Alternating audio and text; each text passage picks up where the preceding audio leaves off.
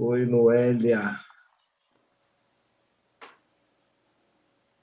Só um segundinho. A gente vai tentar localizar aqui a Noélia. Se a Noélia está aqui. Já vi a Noélia. Tudo bem, Noélia? Consegue abrir seu microfone aí, Noélia?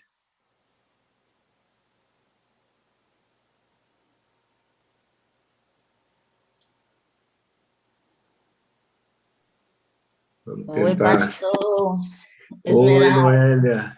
Bom Bom dia, dia, Noélia. Tudo pastor. bem? Tudo bem, sim. Prazer recebê-la hoje aqui pelo testemunho.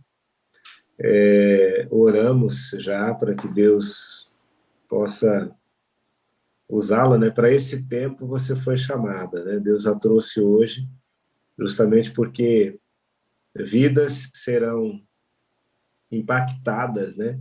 E impressionadas também com o seu testemunho. Você mora onde? Você é de onde, Noélia? Por favor, fala para a gente aí de onde que Bom você dia, é. pastor Esmeralda. Bom dia, sala 57. O prazer é todo meu de estar aqui. Perdoe, assim, às vezes o nervosismo, né? A gente não é acostumado a falar assim para 1.000 e tantas pessoas, 2.000, 5.000, 7, 10, mas, enfim, está aqui Noélia. Eu moro em Feira de Santana, na Bahia. Sou baiana, tenho 4 filhos, sou casada com José Francisco Gonçalves. Nesse momento, ele se encontra em leito de hospital, já há 36 dias hoje, e tem sido uma longa caminhada. E sou adventista já há 39 anos, quase 40, e a minha história de vida, o senhor vai abrindo os leques aí, onde que eu devo começar. Sim, a senhora está hoje em Feira de Santana, mas conta para a gente um pouquinho da sua trajetória, da sua história de vida, sua infância, como é que foi essa trajetória? Bem, pastor, eu nasci numa cidade aqui do interior da Bahia, de nome Amargosa, numa fazenda, de nome Olhos d'Água. Depois, meu pai comprou uma propriedade no sul da Bahia e mudou para lá, eu ainda criança de colo, com 6 meses, e depois, daí eles foram, e passou muito tempo lá, depois já de uma certa idade e tudo mais, os filhos precisando de avançar na educação. Meu pai comprou um comércio que meu esposo tinha no norte de Minas e eles foram morar lá. Mas nesse tempo eu já não estava com eles, porque aos 6 anos de idade, eu vim com meu pai e meus 2 irmãos mais velhos visitar a minha família de lá do sul da Bahia. Nós viemos para aqui para visitar a família em Amargosa. E nessa vinda eu fiquei, e uma tia minha foi tipo uma troca, e uma tia minha foi passar uma temporada com minha mãe, que minha mãe era professora lá no sul da Bahia, é professora também lá na zona rural, e minha tia foi para também dar um suporte lá e ser professora lá também. E aí minha avó pediu que deixasse a minha pessoa, porque com certeza ela ia sentir falta de minha tia. E eu fiquei lá, dengada por eles e sendo cuidada. Viu, pastor Adevado? Fui criada pela avó. Daí eu fiquei lá com elas, né, minha fase de criança, adolescência, e me casei aos 18 anos para 19 anos, por aí. Com 20 anos eu tive meu primeiro filho, e foi um casamento, assim, muito cheio de altos e baixos. A essência do meu esposo não era de um homem ruim. Quando eu casei com o meu esposo era visto como uma pessoa muito responsável, uma pessoa trabalhadora, honesta, sempre foi. Mas ele, quando casou, parece que ele dizia, recebeu uma carta de alforria e, ao contrário do que ele deveria se comportar, ele se soltou na bebedeira, em farras, nesse tipo de coisa, e ele fumava muito, ele bebia muito.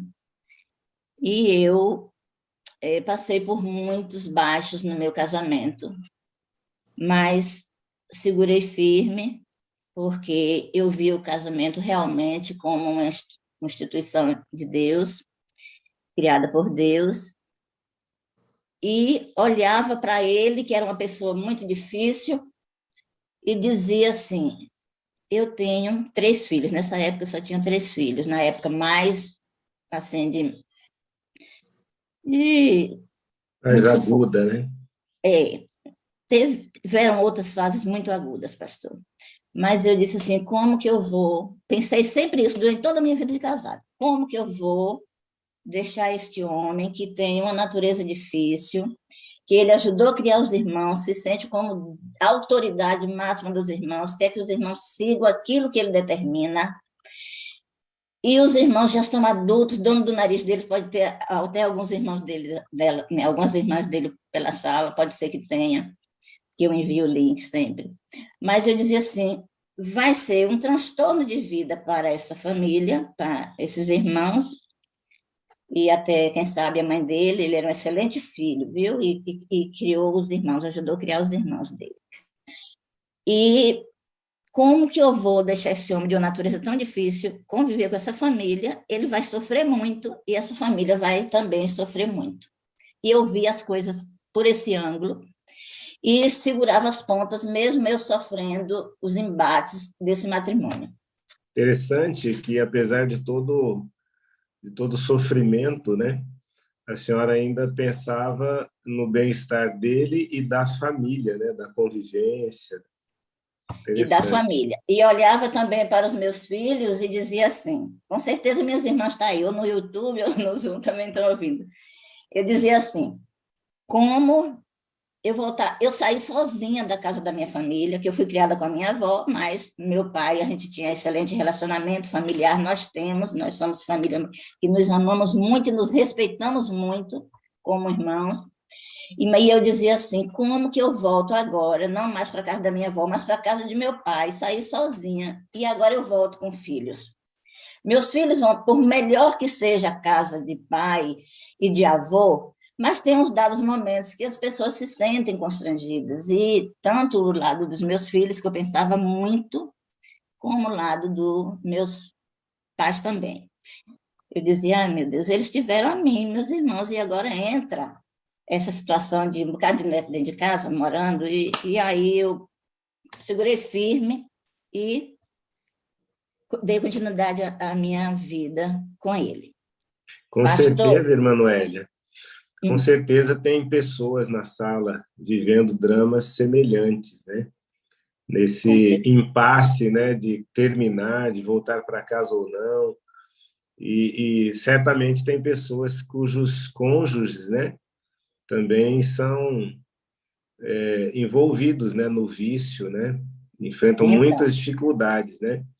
É importante prestar bastante atenção, né, porque a senhora viveu um drama tremendo, né, com essa natureza do marido, né, e também com, como a senhora disse, né, depois do casamento, parece que recebeu uma carta de alforria, né, e passou a beber, e isso trouxe grandes transtornos ainda mais, né? é, ele fumava muito, ele bebia muito, e os finais de semana eram todos desse jeito. E, olha, minhas irmãs de sala 57, depois que eu me converti, eu já adventista, comprei cigarro para meu marido, eu já adventista, fui para a mesa de bar com meu marido, e aí eu dizia, se passar uma pessoa aí, vai confundir o copo do refrigerante com o copo de cerveja. E eu comprei cerveja para meu marido também, porque a coisa era tão ruim lá fora, nas portas de bares, que eu preferia trazer a cerveja para dentro de casa para ver se eu o continha ali. E o cigarro que ele, quando estava bêbado, ele inventava de ir para a rua comprar cigarro, dizia, eu vou ali, volto já, eu só quero cigarro, eu só quero cigarro. E eu comprava o cigarro para que ele não fosse para a rua e não colocar as pessoas em risco, ele dirigindo, porque eu já vi muitas situações de eu com ele dentro do carro e ele colocando as pessoas em risco, a vida dele, a minha, e até de meus filhos dentro do carro, e também das pessoas, tirando fino, sem ter consciência. Nesse tempo, eu ainda não dirigia, e foi, assim, uma situação muito ruim. Mas eu cheguei a fazer isto.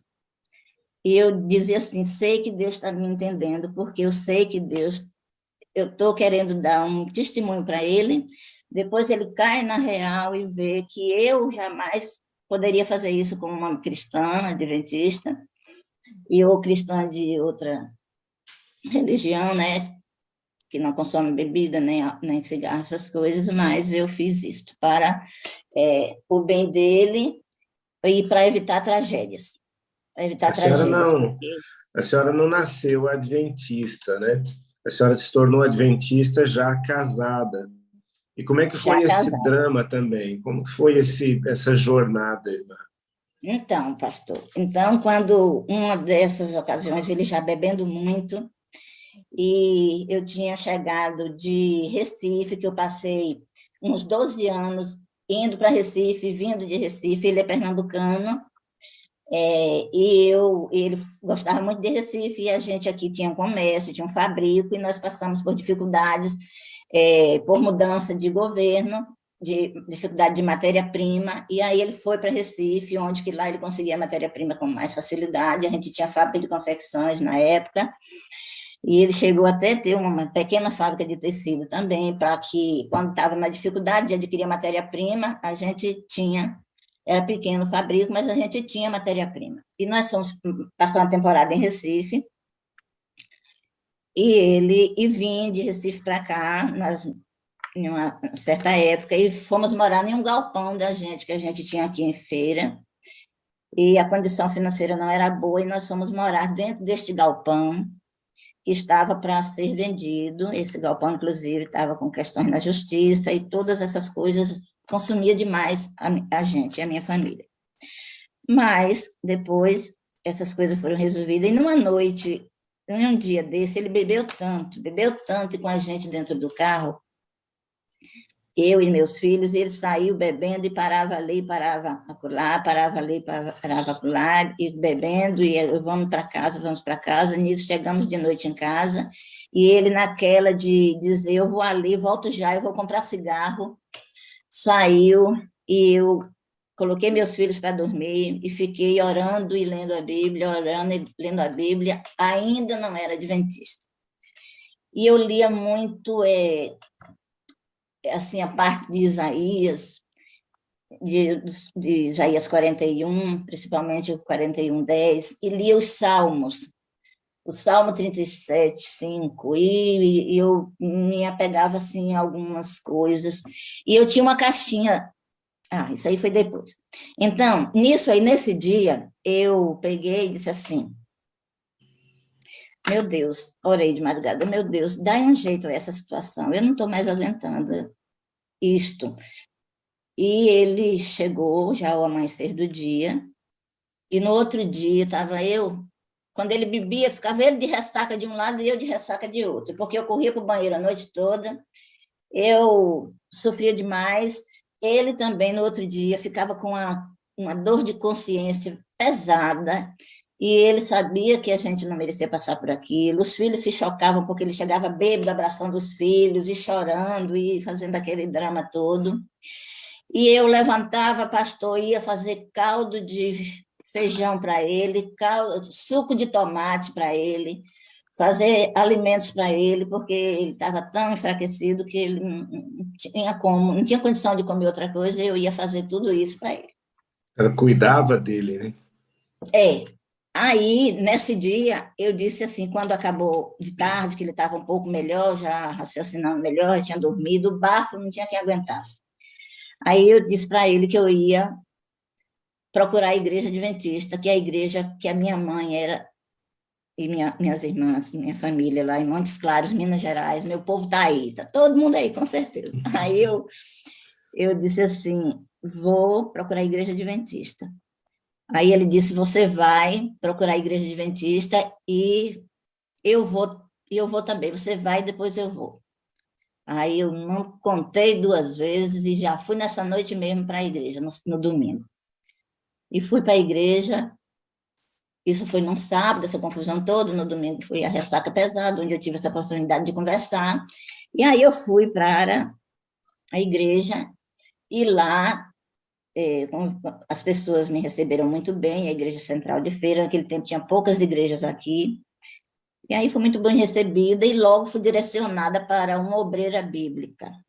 Ela era de Sergipe, estava aqui fazendo trabalho de obreira e pregando. Então, já me encaminharam para ela e eu comecei a receber estudo bíblico, depois ele disse assim, aqui contou que ele foi, ele disse que ia, mas ele não foi. Aí ele disse assim, ó, você está lá, mas você não faça o compromisso. Aí eu disse, tá certo, você não faça o compromisso, você vai. Mas não quero negócio de batismo, não, que eles pedem logo para levantar a mão para batizar, e não queira esse negócio. Eu disse, tá certo. E eu continuei indo. E a moça me dando estudo, e no horário que ele não estava em casa. Quando foi, um dia o pastor fez o apelo, o pastor Arandi Nabuco, muita gente aqui de Feira de Santana conheceu o pastor Arandi Nabuco, fez o apelo, falou do batismo da primavera e me perguntou, em particular, se eu não desejava me batizar. E meu marido que dizia, não, você não faça compromisso de batismo. Aí, quando o pastor Arandi falou assim, eu disse assim, agora é pegar ou largar, e eu vou entrar nessa situação. Aí eu disse, eu batizado, uma vez batizada, ele não vai poder desfazer do meu batismo. E eu vou me batizar. E toquei o bonde para a lapinha. E fui. Decidida. E fiz o compromisso e me batizei no dia 20 de setembro de 83. 23 de setembro de 83, eu me batizei. Ei, pastor, aí a coisa foi apertando muito mais. E Quem achou meus que já tinha história, né? Agora é que ela vai começar, né? agora foi que começou pesado. E ele me perseguia e falava e brigava e dizia que se ele soubesse que um dia ele ia ter uma mulher crente, e falava assim, né? Não dizia evangélico, porque crente todos nós somos. Que ele se fosse ter uma mulher evangélica, que ele jamais teria passado na minha calçada. Aí eu chamei ele e disse assim, olha, fulano, antes de eu me batizar, no dia, eu falei que tinha feito esse compromisso e que eu ia me batizar, mas que se eu era uma pessoa boa, se ele me achava, ele me considerava como uma pessoa boa, que eu ia ser melhor do que que eu já era. E se eu fosse uma pessoa ruim, que ele tivesse certeza que eu ia procurar melhorar e ser uma boa esposa para ele. E aí, mesmo assim, ele tinha momentos, ele me levava para a igreja às vezes, mas ele nunca foi, botei meus filhos na escola adventista, mas ele nunca foi numa reunião de escola, ele nunca pisou os pés na igreja adventista, era um opositor ferrenho meu, mas ele, é como eu digo, ele na sua essência, ele não era uma pessoa ruim. Eu pedia para ele me levar nos lugares e ele me levava aonde que eu precisava de ir. Mas depois eu comi o cacete de língua. Brigava mesmo comigo. Chegou a um ponto, pastor, de uma vez eu ter tanto medo, minha filha adoeceu, eu fui passar uma temporada em Minas Gerais, e eu passei 3 meses sem ir para a igreja para não desafiar o diabo. E teve dia que eu tive que esconder, eu tive tanto medo,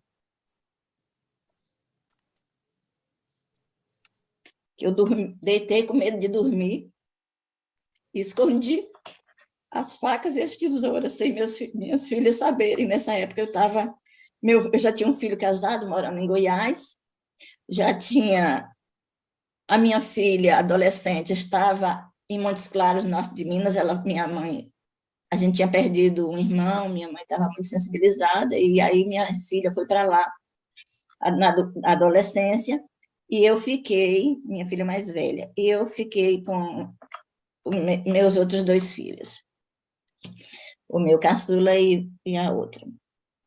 E aí eu fui para Minas, porque minha filha adoeceu, e passei 2 anos lá para ela fazer o tratamento lá, para acompanhar o tratamento dela, e passei 2 anos lá. Daí eu tive esse medo e sofri, e além de tudo, ele ciumava da minha família, ele amava a minha família, e ama, porque ele está vivo ainda, graças a Deus. E ama a minha família, mas ele é, fazia coisas com ciúme dele exagerado. Ele não ciumava só da minha família, não, ele ciumava muito de mim. Muito, sempre foi muito ciumento. E aí foi só muita luta. E dentro desse contexto aí todo, lá em Minas Gerais, ele ficou aqui na Bahia e meus 2 filhos mais novos ficaram aqui com ele enquanto eu ia e vinha no tratamento de minha filha. Depois eu resolvi ir para lá e ele foi também. Mas dentro disso aí, prestem atenção, gente. Ele um dia sumiu de lá, um sábado de manhã, ele sumiu da casa da minha mãe. Eu não me lembro se nesse tempo eu estava indo para a igreja ou se foi no período que eu estava sem ir para a igreja, por medo. E eu olhava para o guarda-roupa e dizia: para que eu quero essas roupas arrumadinhas, se não for para ir adorar meu Deus? E eu abri o guarda-roupa e chorava, dizendo assim. Então, ele saiu, sumiu.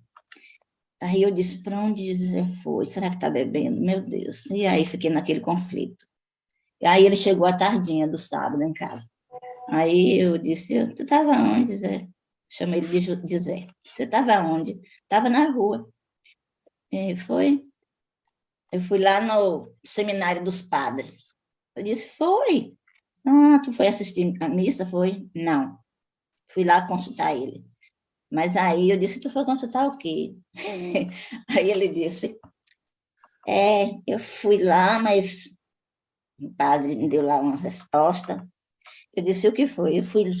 Eu disse para ele que eu era casada com uma crente, e que fazia parte da igreja do bode, a igreja do bode, que ele queria dizer do inimigo, né? E eu disse a ele que se eu soubesse que um dia eu ia ter uma mulher crente, que eu jamais queria, e fui pedir orientação a ele. Se evangélico realmente era povo de Deus, se adventista era povo de Deus. E aí o padre deu uma resposta para ele, que ele não entrou muito em detalhe, porque ele nunca gostou de dar o braço a torcer, né? Mas o padre disse a ele que se eu era uma mulher evangélica, uma mulher temente a Deus, uma mulher que não tinha desistido dele, e era uma mulher de oração, que eu era uma evangélica, que os evangélicos são pessoas de Deus. E que ele citou que tinha vontade até de se separar e coisa e tal, por conta dessa situação, mas que ele tinha os filhos, que ele amava muito, coisa e tal. O pastor disse: não faça isso, o padre, não faça isso, sua mulher é uma mulher de Deus, uma mulher temente a Deus, e o senhor, o padre perguntou o que era que eu fazia, e alguma coisa dessa natureza, e o padre afirmou que eu era uma evangélica, uma mulher de Deus. E aí ele ficou com a cara encolhida e teve que engolir essa, pastor Esmeralda, teve que engolir essa. Deus usou o padre lá, né, para responder para ele e preservar o casamento e trabalhando já no coração dele também. Eu acho interessante, a senhora vai seguir aí no testemunho, né, que está interessante, mas eu achei interessante, né, assim, em todo o tempo a senhora enfatiza de alguma forma que ele era uma boa pessoa, né? Por alguma razão, o inimigo se aproveitava, né, especialmente da fraqueza, né, dele em relação à bebida e com certeza dos traumas da vida também que ele teve, né? E a Então, senhora foi perseverante, né?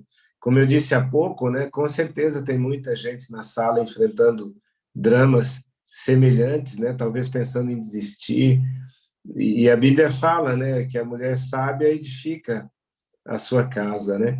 A senhora manteve firme ali o altar de Deus, né? E sempre amando seu marido e cuidando dele, né? Apesar de tantos problemas que ele trazia, né? Então, ele foi uma pessoa, assim, pastor Esmeraldo, de posses no passado, de comércio, assim, bem evolutivo, mas ele passou por uma depressão, ele teve umas percas e ele ficou com a depressão que durou mais de 7 anos, e durante esse período de depressivo dele, eu tive que, ó, arregaçar as mangas e ir à luta, e trabalhar. De começo fui vendendo algumas coisinhas e para ajudar a pagar as contas da casa, e depois eu tive que ir mais além. E eles sempre ciumavam muito, e cada vez que eu viajava era uma guerra, e na maioria das vezes eu saía chorando. Um dia tinha uma irmã dele comigo, lá na minha casa, passando, indo para outra cidade visitar outros irmãos, e ela viu o meu esforço de trabalhar e a situação, e ela disse: minha filha, eu saí chorando, eu estava com a viagem para pegar um ônibus em trânsito, 1 hora da manhã, e eu saí de casa sem jantar, 9 da noite, chorando, e ela disse: Noélia, vai tranquila, a gente sabe que você está certa, que Dedé está errado. E ele se chamava: pastor, o senhor sabe que é aquela pessoa feia, mas que parece que tudo quanto era homem já tinha passado pela minha vida? Parece que eu era a mulher mais linda da vida e que tudo quanto era homem meu. E Mas eu é que que eu ele viajava, que eu estava com um é, homem é, dentro é do que ônibus arranjado. é que ele via, viu, irmã? É que ele via com certeza não apenas a beleza exterior, né? Mas principalmente a beleza do coração. Ele sabia a mulher que ele tinha, né? Ele sabia. Pois, pastor, e sim, e também assim, tinha dias, o pastor, os psicólogos que estiverem aí na sala podem entender bem isso. O senhor sabe que uma pessoa ouvir tanto que não presta, tanto que você não presta, que você não vale nada, que você é assim, que você é assado. Eu ouvi tanto isso e eu dizia assim, parece até que eu sou sádica, né? Mas não sou não, de gostar de sofrer. Mas eu ouvia tanto que eu não prestava, que às vezes eu dizia assim, eu sei, pastor, que eu sou falha e nós, seres humanos, não prestamos, não temos nada de bom. Mas eu dizia, meu Deus, será que eu acho que eu sou mesmo? Porque eu incorporava aquilo, eu achava que eu Acaba era realmente acreditando, muito né? ruim. Acaba acreditando, né? Eu ficava acreditando, não é? A Verinha deve saber explicar muito bem isso, pastor Doral e outros, mas foi assim. E aí, é, ele adoeceu, vem doente já há muitos anos, eu correndo para as emergências do hospital, e levando ele, e aferindo pressão, e dando remédio, aquela situação toda. Aí, de 2017 para cá, as coisas se agravaram muito e ele começou a ter incidência de vários internamentos hospitalares, todos muito demorados, e em 1º de agosto de 2020, ele internou-se, e passou 97 dias internado. Foi no tempo da pandemia, foi confundido com a Covid, mas não foi Covid.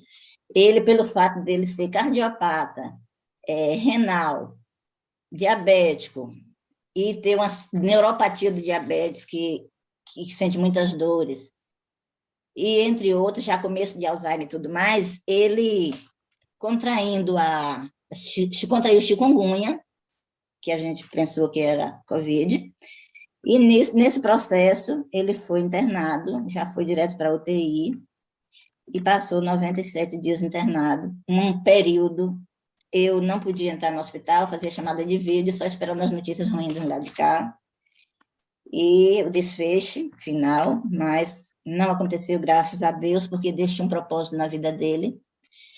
E daí para cá são vários internamentos, vem e volta, vem e volta, vem e volta, e a gente, uma certa feita, chamamos o pastor para fazer, James, ele sempre está aí na sala, para ir lá fazer A unção. sim, isso. Aí o pastor James foi, escute bem, O pastor James, Zé não sabia, estava em estado de inconsciência, estava no leito, eu lá acompanhando ele, já tinha uns 60 dias no hospital, e aí o pastor, minha filha fez contato, meu pastor da minha igreja ia com ele, mas por conta da pandemia foi vetado entrar dois pastores, entrou um só, e foi o pastor James visitar meu esposo, e daí aconteceu que nessa ida nesse marcar, o pastor iria 2 horas da tarde, quando foi 11 horas da manhã, ele teve um momento de lucidez e ele disse assim, Noélia, Noélia, eu disse, oi, olha, avisa aí na portaria que está chegando um enfermeiro. Aí eu disse, Zé, que portaria? Avise na portaria, porque ele assimilava que era no condomínio, né? Avise na portaria, está chegando o enfermeiro.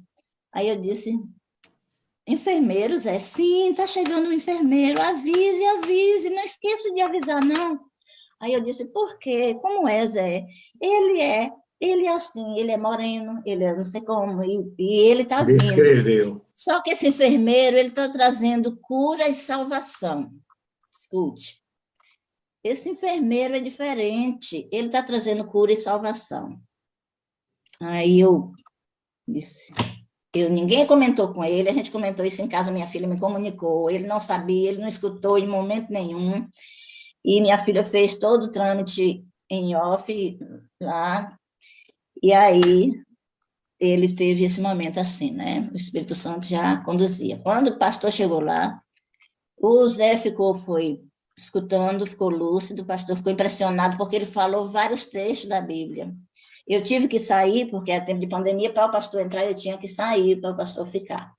E aí eu fiquei, depois o pastor disse, irmã Noélia, ele é muito conhecedor da palavra. E era mesmo, muito conhecedor da palavra, porque nesse confusão aí toda, meu esposo aceitou a batizar em uma outra denominação. E minha filha tinha dado uma Bíblia para ele, nas madrugadas ele lia essa Bíblia e assistia aqueles cultos que tem por aí de madrugada. E Ele aí chegou a ele parar de foi... beber nesse período, irmã Noélia? Hã? Ele chegou a parar de beber nesse período aí que ele se Parou, batizou em outra parou. Ah, igreja? pastor, já tinha um bom tempo que ele tinha parado de beber, mas quando ele parou de beber, parece que ficou pior ainda. É incrível. Aí eu ele batizou-se em outra igreja, só que depois ele teve algumas decepções lá e ele saiu. Saiu não, ficou sem ir, eu perguntando. Zé, por que você não vai para a igreja? Muitas vezes arrumei a roupa, botei na cama, e eu sou muito estratégica, sabe? Eu não forço a barra, mas eu fazia meios para que ele visse a mensagem. E pastor Zé pregou, foi lá nessa igreja, mesmo já com as primeiras decepções, pregou a mensagem adventista para essa igreja, sem ele querer nem chegar perto da igreja adventista, falando da senhora White, xingando a senhora White de desgraçada, aquela desgraçada foi inventar essa religião para poder acabar com a minha família, para a minha família ficar toda perdida, que essa igreja não cura, igreja que não cura não é a igreja da verdade. E aí eu explicava para ele como que acontecia a cura na nossa igreja, e que não era bem assim, que não tem cura com sensacionalismo. E aí eu ia conversando com ele, sempre ele dizia que isso era conversa. Inventou que a guarda do sábado da gente estava errada, que o sábado tinha que ser começado a guardar às 6 da manhã, e não no pôr do sol da sexta-feira. E eu orava e pedia, meu Deus, me mostra um texto que eu prove a Zé isso. Depois eu achei Neemias 19. Não é Neemias 19, pastor? Que fala... É, mas pelo menos ele já sabia que era o sábado, né? A partir Sabia que das era 6 da manhã, mas já era um bom começo, né? Era. Aí, até que um dia eu achei Neemias e fui lá e li para ele. Depois desse dia, nunca mais ele questionou o horário da guarda do sábado. Disse que até nisso a gente era mentiroso. Aí, desse dia em diante, ele quietou-se com isso. Mas ele foi para a igreja lá e pregou para o pastor e disse que eles estavam todo mundo errado, que o sábado era de ser guardado e que eles estavam tudo na canoa furada. E aí continuou. E ele era um pregador, ele lia a palavra de Deus, e ele não tinha, mesmo sem ser adventista, ele não tinha medo nem de rei, nem de rainha, eu uso esse termo sempre, nem de rei, nem de rainha. Pregava para quem estava na frente, não perdia a oportunidade. Lá na igreja dele, que ele se batizou. Na igreja dele, mas ele pregava a mensagem de Cristo. Ele pregava a mensagem de Cristo e pregava a mensagem do sábado. Para que ele encontrava, na barbearia, seja lá onde fosse, ele pregava a mensagem do sábado. E daí, eu, em um dado momento desses internamentos,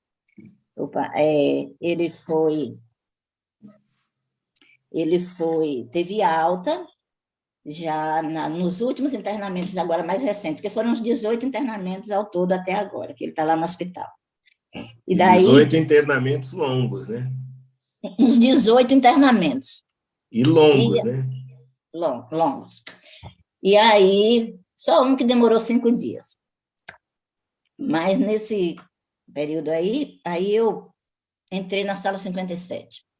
Em novembro de 2020, eu entrei na sala 57. Depois que ele tinha saído do longo internamento e que depois voltou de novo. Então, quando eu entrei na sala 57, eu não sei se eu estou cortando aí o seu cronograma.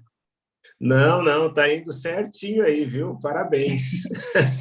Então, umas irmãs me mandavam o link da sala 57. Eram 4 pessoas que me mandavam o link. Eu vou citar o nome que elas podem estar por aí.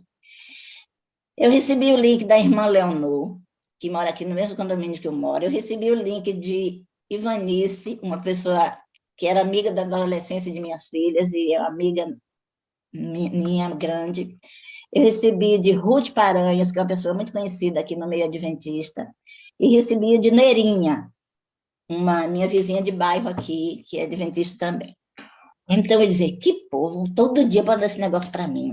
Um negócio 5 horas da manhã, a hora que eu não vou assistir isso. Aí mandaram. Quando foi um dia, eu acordei cedo. Ele disse, eu vou abrir aqui. Não sei, pastor, de quem foi que eu abri. Minhas amigas, vocês estão aí, me desculpe, mas eu não sei de quem foi. Se foi de Leonor, se foi de Neirinho, se foi de Ruth, ou se foi de Neguinha, de Ivanice. Eu sei que eu abri. Nesse abrir, Parece que foi o dia que o pastor Edmir pregou. Se foi no mês de novembro que ele pregou, porque eu não me lembro bem, não tenho muita certeza, mas parece que foi naquele dia que ele falou, né? Tem coisas que precisam acontecer, porque se elas não acontecerem, outras não acontecerão. E aí eu escrevi isso, que eu carrego isso para todo canto. Então, foi aí que eu assisti e fiquei impressionada, e daí eu nunca mais saí da sala 57. Cada vez que eu assisto, eu fico mais impressionada. Tem dias que eu tenho dificuldade, pastor Esmeraldo, porque ele não dorme e eu não durmo também. Ele é um paciente de muito, muito perigo, que a gente precisa estar constantemente olhando e prestando atenção nele. E sem contar que, nesse período, ele estava tomando uma medicação que dava efeito rebote, e nós passamos mais de ano ele tomando esse remédio, que ele ficava desesperado, querendo pular da cama, querendo cair da cadeira, de uma poltrona que a gente tem aqui, já depois do internamento. No hospital precisavam conter ele, amarrar os braços. Na UTI ele tocava terror, gritando, era um horror, incomodava todo mundo. Então, nesse período aí, que eu conheci a sala 57, eu comecei a pegar. Eu não tinha cama de hospital ainda, mas eu botava o celular assim, ó, entre meu travesseiro e o dele, para assistir nos primeiros momentos. Estratégia. E aí eu comecei a botar o celular dele para carregar, e quando eu precisava de sair, porque minha demanda é cedo, eu começo já a dar as medicações dele de 5h30 para 6 horas, aí eu já começo a ir para a cozinha, cortar frutas, fazer o mingau dele, e o pãozinho integral, e toda essa situação, e eu já fico para lá e para cá, para lá e para cá, e aí eu até parei de entrar no Zoom, fiquei entrando pelo YouTube, porque eu não parava, eu tinha que estar em movimento sempre. Daí, nessa situação, muitas vezes, Eu colocava todo dia, para ele escutar. E aí, um dia, tinha que participar da programação na igreja, e era 1h da manhã, ele começou a me gritar. Noélia, Noélia, era 1h17. Noélia, ô Noélia. E eu disse, o que foi, Zé? O que foi, meu velhinho? Eu trato ele com muito carinho. Tudo que aconteceu na minha vida, na vida de Noélia casada, sofrida, passei uma esponja, acabou, só fui tratar de dar carinho para ele, atenção e cuidar dele doente. E assim tenho feito até agora. Aí eu disse, o que foi, meu amor? O que é, meu velhinho? Fala. Eu tenho um negócio para lhe dizer, eu tenho um negócio para lhe dizer. O que é que você tem para me dizer? Eu tenho que lhe dizer que eu não quero mais fazer você sofrer. Eu não quero que você sofra mais, porque a gente anda um puxando para um lado e outro puxando para o outro. Isso não é a vida correta de casal. O casal tem que andar alinhado. Pastor, de vez em quando ele tinha alguns momentos de lucidez, mas a grande parte, minhas filhas estão aí, grande parte era sem lucidez. Então, eu disse assim, olha, eu... Pode falar. E ele disse que ele não queria mais me fazer sofrer, Eu disse, como é que você não quer me fazer sofrer, Zé? De que forma você não quer me fazer sofrer? Olha, deixa eu te falar. Para você não me fazer sofrer, se você realmente aceitasse Jesus, que aceitar Jesus ele já tinha aceitado, né? Porque ele pregava Jesus mesmo. Mas você fazer parte da minha fé. Aí ele disse, com a voz rouca dele, com dificuldade para falar, como ele cada dia está piorando mais o falar, ele, eu quero fazer parte da sua fé. Aí eu disse, Zé, você quer ser um adventista, tornar-se um adventista? Sim, eu quero.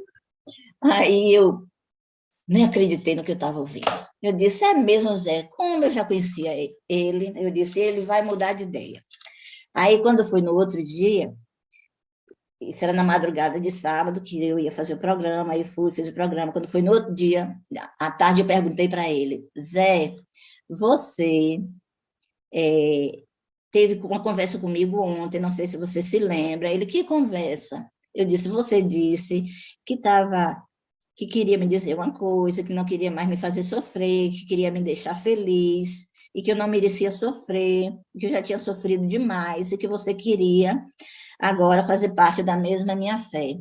Eu queria saber se você tem consciência, você falou isso de verdade? Falei.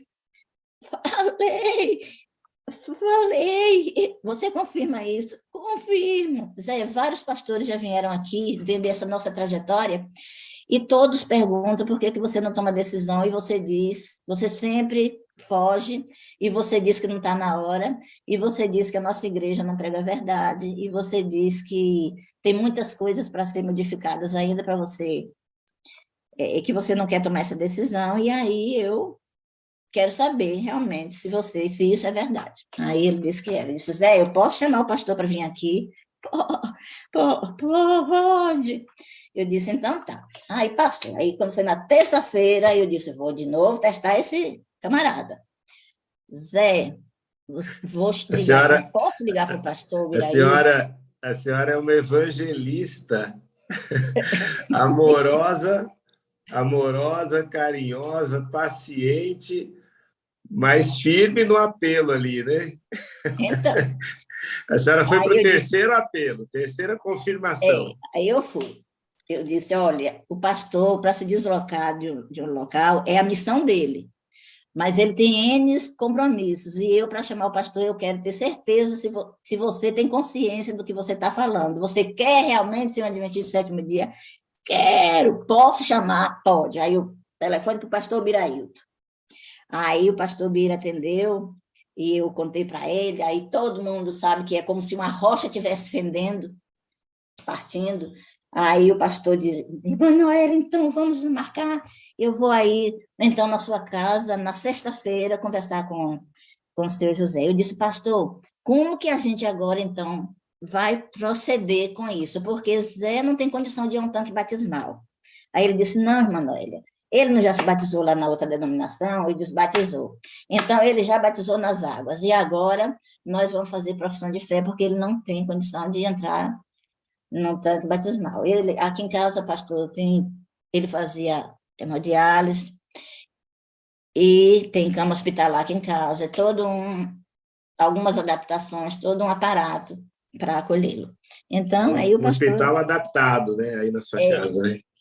Então, assim, o pastor Birailton veio e foi um processo. O pastor Birailton teve muita paciência e foi muito... Ele é incrível, ele é muito sereno, ele é um cordeiro mesmo, ele é maravilhoso. E aí ele fazia as perguntas e meu esposo, ele sempre teve raciocínio lento, mas pastor perguntava e ele, devido à doença também, ele ficava respondendo devagar. E aí, o pastor fez todas as perguntas, ele respondeu todas, confirmou tudo. Quando foi, aí o pastor disse, Manoel, agora nós vamos levar para a igreja, vamos passar no telão lá e vamos levar para a igreja os membros votarem, aceitando o irmão José como um novo membro. Aí eu, beleza, maravilha. E aí marcou para o sábado. Aí no sábado, Noélia está lá, toda feliz. Quando eu chego, a igreja tinha um tanto de gente da minha outra igreja adventista que eu frequentei de um bairro que tem uns 15 anos que eu saí de lá. Muito mais, muito mais. Mas a amizade permanece com carinho e respeito. Aí a igreja estava cheia daqueles irmãos que sabiam da dificuldade que eu vivia e estava lá todo mundo torcendo e feliz. Minha filha, eu disse, Valéria é muito aventureira e Dilce são muito aventureiras. Daqui a pouco, essas meninas vão dar um jeito de trazer Zé aqui. Mas era muito difícil colocar ele, tirar da cama, botar na cadeira, mas era exatamente isso que elas fizeram. Aí uma irmã da outra igreja estava cantando e contando algumas dificuldades já de Zé, e ela estava cantando e começou a chorar, porque ela se emocionou, porque ela ama ele também. Aí ela pegou e eu fui lá para junto dela apoiar, porque ela estava chorando, e abracei ela e fechei os olhos na hora da oração. Quando eu abri o olho, pastor, minha filha já tinha trazido um rapaz que nos dá suporte aqui, já estava com ele junto de mim, na cadeira de roda. Que eu abri o olho, que eu vi, eu não acredito! Aí foi só maravilha. Foi uma bênção, foi espetacular. E aí o pastor passou o kit para ele, e aí eu confirmei lá na igreja, na vista de todo mundo, Zé, você está feliz porque você está fazendo parte do nosso povo? Tá feliz, que você agora é um adventista? Sim, eu estou muito feliz. E foi assim, pastor, que aconteceu a conversão dele, depois que eu entrei na sala 57, aí eu perguntei para ele como que ele tinha tomado essa decisão. Esse é o ponto chave. Eu disse, Zé, como que você tomou a decisão de ser um adventista do sétimo dia?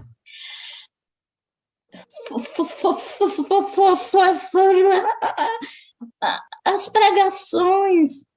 Quais pregações, Zé? Foram as pregações da sala 57. Eita, glória! Eu colocava todo dia, pastor, lá, o celularzinho junto da cabeça dele. A senhora colocava estrategicamente o celular entre os travesseiros ali, só para ele escutar. E depois aí chegou a cadeira, a cama hospitalar, e aí eu colocava lá na cama, no travesseiro dele, bem assim, perto do ouvido dele, e eu achava que ele estava dormindo ou que estava inconsciente, mas eu arriscava. E aí, tinha horas que eu chegava lá e dizia, Zé, você está escutando? Tô. Zé, você viu que mensagem bonita, Zé? Porque eu saía, deixava o celular dele e saía com o meu para a cozinha para fazer as coisas. Eu botava no YouTube, porque eu fico para lá e para cá, para lá e para cá. Aí ele disse, você gostou, Zé? Você viu que bonito foi? Você viu que o pastor pregou disso, daquilo? Que eu vi. Aí depois ele dormia, porque ele já fica muito fraquinho. Mas assim, foi assim, e funcionou. Creiam que, mesmo em meio a estado de inconsciência, o Espírito Santo trabalha. Foi preciso ter esse movimento de Sala 57, foi preciso, pastor Wagner e vocês segurarem essa onda de Sala 57, exaltar e levar adiante para que este homem que eu orei 38 anos tomasse a posição de servir a Deus, de seguir a Deus em espírito e em verdade, porque agora ele não pode mais estar servindo a Deus, mas se ele tivesse lúcido, vocês não tenham dúvida que ele desbravava fronteiras, porque ele era intrépido e ousado para pregar, até incomodava as pessoas, mas Deus não perde, Deus não quer perder nenhum dos seus para o diabo, nem aqueles mais rudes, nem aqueles que maltrata, ele não deixa. E meu esposo foi esse tipo de pessoa que Deus permitiu. Aí as pessoas perguntam, Noélia, menina, como é que você aguenta tanto sofrimento? Eu estou aqui firme e forte, pastor, e cuidando dele com o maior carinho da vida, e Deus tem me dado, Deus sabia que eu ia trilhar por um caminho muito cheio de pedregulho e de espinho, me deu uma estrutura física e psicológica que eu só tenho que louvar, porque eu aguento barras, já aguentei muitas barreiras, e assim, vida de hospital, vai para o hospital, volto do hospital, durmo pouquíssimo, muito pouco eu durmo, por conta da situação dele, mas no outro dia eu estou firme e forte para continuar a caminhada. Louvado e engrandecido seja Deus, louvado e engrandecido seja Deus por ter permitido que alguém abraçasse a Sala 57 e levasse adiante, porque está fazendo diferença na vida de milhares de pessoas, e isso é bênção. Parabéns para pastor Wagner, parabéns para todo o grupo Sala 57, e eu amo todos vocês. Noélia, que testemunho lindo, motivador. Interessante que você fala, né, e agradece por a Sala 57 estar aqui há quase 3 anos, né? Mas nós louvamos a Deus pelos seus 38 anos aí. Isso é que é a Sala 57, de 38 anos com paciência. Como eu já disse no começo, né? Certamente tem muita gente aqui que vive drama semelhante, com cônjuges alcoólatras, né? Às vezes filhos viciados, maridos que também não valorizam, né? Maridos que diminuem, né, a esposa, ou mesmo o inverso também, né? Então, esse testemunho vem em boa hora, né? Para que essas pessoas não desistam, né? Eu estou vendo aqui a reação das pessoas, né? A Libni, estou vendo aqui, enfim, várias pessoas aqui, né? Que com certeza impactou bastante esse seu testemunho, e nós louvamos a Deus de verdade, né, Creuza, por esse testemunho, por essa perseverança tremenda da irmã Noélia. Deus seja louvado e glorificado por isso, né? Seu marido hoje está no hospital ainda, né? A senhora disse, né? Tem 36 dias. Eu quero que os dias. irmãos olhem, vai passar por um procedimento, essa semana já foi suspendido os anticoagulantes que ele toma, são 2, ele tem problema coronário sério, e ele, nesse internamento agora, já teve Covid, eu e ele, e o rapaz Kaique, que é um anjo que Deus botou dentro da minha casa, caiu de paraquedas, me chama de vó, e me dá um suporte aqui para ajudar a pegar ele e movimentar com ele, mas, assim, dentro ou fugiu, assim, eu sempre tive vontade, pastor Esmeraldo, de contar esse meu testemunho para dizer para minhas irmãs e meus irmãos que têm problema no matrimônio, que tenha certeza que eles não têm piores do que eu, deve ter iguais. E que vale a pena a gente lutar pelo nosso casamento, pela conversão dos nossos esposos, que procurem ter sabedoria, sem procurar forçar a barra, mas ter a sabedoria de Cristo e dar carinho e ser diferente. Homens e mulheres da sala 57, procurem ser diferentes.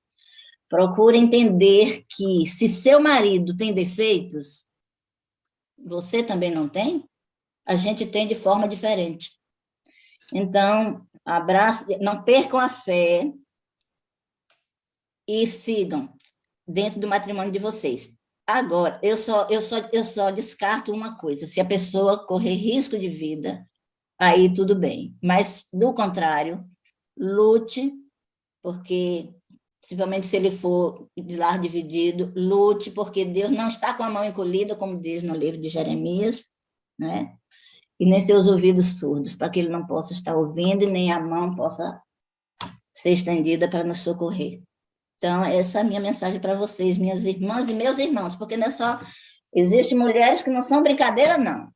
Isso ocupa os homens. E tem mulheres que levam a situações de precisar de usar o Maria da Penha, porque às vezes elas provocam tanto que o pobre do homem se arrebenta e termina se envolvendo com justiça. Então, a gente precisa de ter Deus no coração, precisa buscar o Espírito Santo, precisa procurar ser diferente e viver realmente o cristianismo, porque a gente não pode ser sepulcro caiado. Que testemunho poderoso, né, Francisca? Estou vendo a Francisca ali, o Espírito Santo de Deus trabalhando no coração, o Espírito de Deus movendo, movimentando, né? Olha, Deus seja louvado. Como nós dissemos, tivemos alguns probleminhas no começo para poder abrir a sala, para poder entrar aqui, mesmo durante o processo, né? O próprio Gabriel caiu aí, perdeu a sua conexão, mas como disse, como foi dito lá no começo, né? A Val principalmente, né? Deus tinha com certeza uma mensagem grandiosa, né, Clay? E com certeza uma intervenção poderosa hoje. Que dia precioso, né, Clay? Estou aqui vibrando, né, com a ação do Espírito Santo durante todo o período da sala. Noélia, muito, muito, muito obrigado. Nós vamos terminar agora com uma oração, agradecendo a Deus, né, pela sua direção, agradecendo a Deus também por ter você mesma usou aí, né, que a sua vida é corrida, né? Você vive em movimento, né? É igual a sala 57, estamos em movimento o tempo todo. Muito obrigado, que Deus continue usando você poderosamente. O nosso abraço aí para o seu marido, para os seus filhos. Nós vamos continuar orando, né? Você disse que ele vai passar por um procedimento, né? Para que Deus possa estar presente ali como sempre esteve, firmando a fé dele, né? E não só uma estrela na coroa pela conversão do seu marido, mas com certeza muitas outras estrelas lá. Vale a pena. Obrigado pela mensagem também, né? Para os cônjuges que estão aqui, né? Para que sejam pacientes, né? Amorosos, para que mantenham confiança em Deus, né? Que pelo poder de Deus poderão suportar aflições, né? Suportar aflições para que tenham um fim que Deus deseja, né? Como foi o caso do seu marido. Deus honrou e honra a senhora pelas suas orações, pela sua perseverança. Que Deus seja louvado com isso.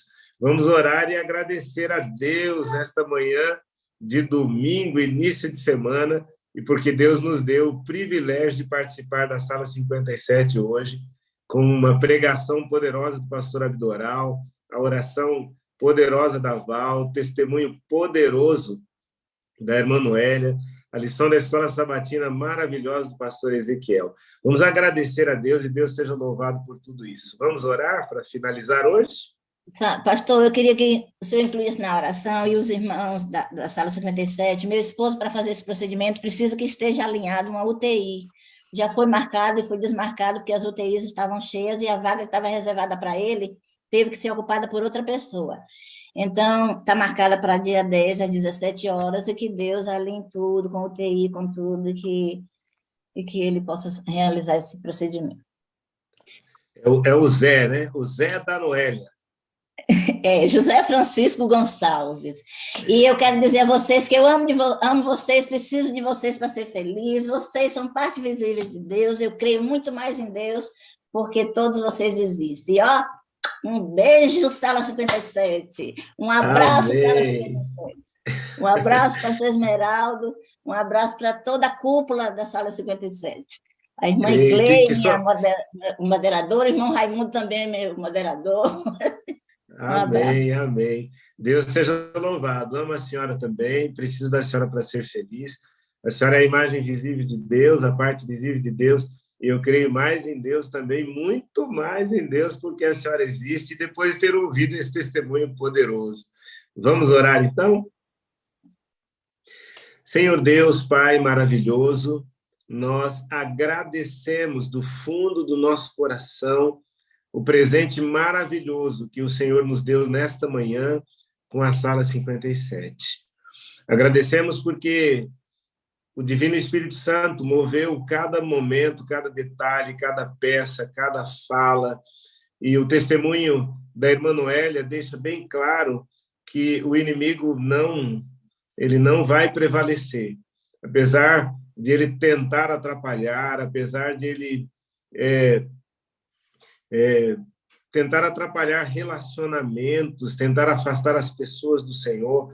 O Espírito Santo está ali o tempo todo guiando pelo caminho, mostrando qual é o caminho que deve seguir. Nós agradecemos também porque esse testemunho trouxe motivação.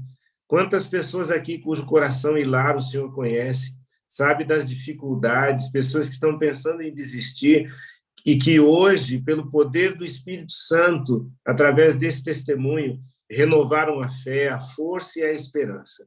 Nós te agradecemos do fundo do nosso coração. Por favor, permaneça com a irmã Noélia, esse pedido de oração especial que ela faz pelo esposo, pelo José, que o Senhor possa abrir uma porta de UTI para que ele seja atendido, para que ele faça esse procedimento, para que seja feito esse procedimento e para que ele seja restaurado e que, acima de tudo, o Senhor fortaleça o seu compromisso e a sua fé. Nós nos entregamos em tuas mãos, nos acompanhe, por favor, neste dia, guiando os nossos passos. Abençoa cada pessoa aqui da Sala 57, aqueles que irão entrar depois, e que esse dia seja um dia glorioso, para a honra e glória do teu nome. Nós oramos agradecidos no doce nome do nosso Senhor Jesus Cristo. Amém, amém e amém. Amém. Amém. Muito obrigado, Noélia, mais uma vez. Obrigado você que está aí na Sala 57. Obrigado, Maria Helena, levantou a mão aí, mas o tempo já passou, não vai dar hoje. Obrigado, Leci, amo você também. Obrigado a todos que ficaram até agora, tanto aqui quanto no YouTube. Que Deus abençoe. Nós vamos agora fazer uma contagem regressiva, né? Uma contagem regressiva. Já são 8h07. Todo mundo tem que correr. Como disse a Noélia ali, nós estamos em movimento, né, Francisca? Vamos